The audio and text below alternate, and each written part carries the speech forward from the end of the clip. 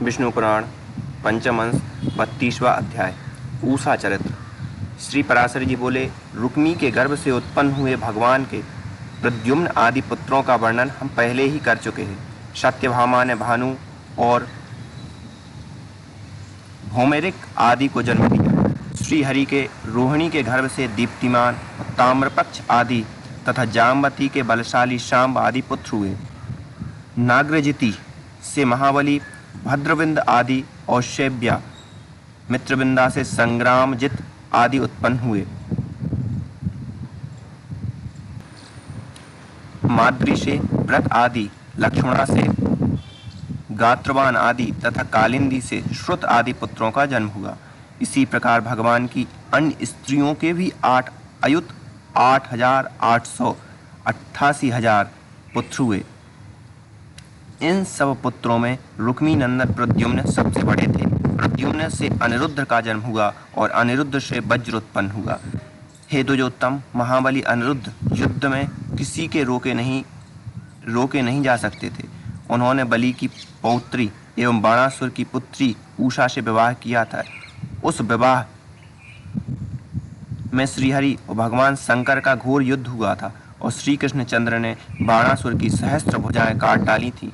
श्री मैत्रेय जी बोले, हे ब्रह्मन, उषा के लिए श्री महादेव और कृष्णचंद्र का युद्ध क्यों हुआ और श्री हरि ने बाणासुर का भुजाएं क्यों काट डाली? हे महाभाग, आप मुझसे यह संपूर्ण वृत्तांत कहिए। मुझे श्री हरि की यह कथा सुनने का बड़ा कौतूहल हो रहा है। श्री पराशर जी बोले, हे विप्र, एक बार बाणासुर की पुत्री उषा ने श्री शंकर के साथ पार्वती जी को क्रीड़ा करते देख स्वयं भी अपने पति के साथ रमण करने की इच्छा की। तब सर्वंतर्यामिनी श्री पार्वती जी ने उस सुकुमारी से कहा, तू अधिक संताप मत हो, यथा समय तू भी अपने पति के साथ रमण करेगी। पार्वती जी के ऐसा कहने पर उषा ने मन ही मन यह सोचकर कि ना जाने ऐसा कब होगा और मेरा पति भी कौन होगा, इस संबंध में पार्वती जी से पूछा। तब पार्वती जी ने उससे फिर कहा। पार्वती जी बोली, हे राजपुत्री, वैशाख शुक्ल द्वादशी की रात्रि को जो पुरुष स्वप्न में तुझसे हठात संभोग करेगा वही तेरा पति होगा। श्री पराशर जी बोले, तदनंतर उसी तिथि को उषा की स्वप्न अवस्था में किसी पुरुष ने उससे जैसा पार्वती जी ने कहा था उसी प्रकार संभोग किया और उसका भी उसमें अनुराग हो गया। हे मैत्रेय, तब उसके बाद स्वप्न से जागने पर जब उसने उस पुरुष को ना देखा तो वह उसे देखने के लिए अत्यंत उत्सुक होकर अपनी सखी की ओर लक्ष्य करके निर्लज्जता पूर्वक कहने लगी, हे नाथ, आप कहाँ चले गए? बाणासुर की मंत्री कुम्हांड था, उसकी चित्रलेखा नाम की पुत्री थी, वह उषा की सखी थी। उषा का प्रलाप सुनकर उसने पूछा, यह तुम किसके विषय में कह रही हो? किंतु जब लज्जावश उषा ने उसे कुछ भी ना बतलाया तब चित्रलेखा विश्वास दिलाकर उषा से सब वृत्तांत कहला लिया। चित्रलेखा के सब बात जान लेने पर उषा ने जो कुछ पार्वती जी ने कहा था वह भी उसे सुना दिया और कहा कि अब जिस प्रकार उसका पुत्र पुनः समागम हो वही उपाय करो।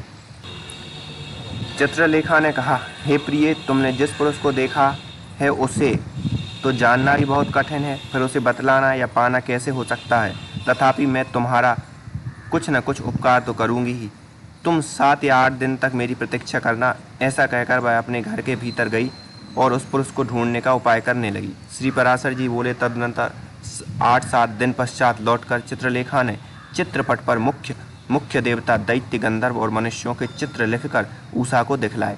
तब उषा ने गंधर्व, नाग देवता और दैत्य आदि को छोड़कर केवल मनुष्य पर और उसमें भी विशेषतः अंधक और वृष्णिवंशी यादवों पर ही दृष्टि डाली। हे द्विज, राम और कृष्ण के चित्र देखकर वह सुंदर भ्रकुटी वाली लज्जा से जड़वत हो गई तथा प्रद्युम्न को देखकर उसने लज्जावश अपनी दृष्टि हटा ली। तत्पश्चात प्रद्युम्न तनय प्रिय चित्तम अनिरुद्ध जी को देखते ही उस अत्यंत विलासिनी की लज्जा मानो कहीं चली गई। वह बोल उठी, वह यही है। उसके इस प्रकार कहने पर योगगामिनी चित्रलेखा ने उस बाणासुर की कन्या से कन्या से कहा। चित्रलेखा बोली, देवी ने प्रसन्न होकर, यह कृष्ण का पौत्र ही तेरा पति निश्चित किया है। इसका नाम अनिरुद्ध है और यह अपनी सुंदरता के लिए प्रसिद्ध है। यदि तुझको यह पति मिल गया तब तो तूने मानो सभी कुछ पा लिया, किंतु कृष्णचंद्र द्वारा सुरक्षित द्वारकापुरी में पहले प्रवेश ही करना कठिन है। तथापि हे सखी, किसी उपाय से मैं तेरे पति को लाऊंगी ही।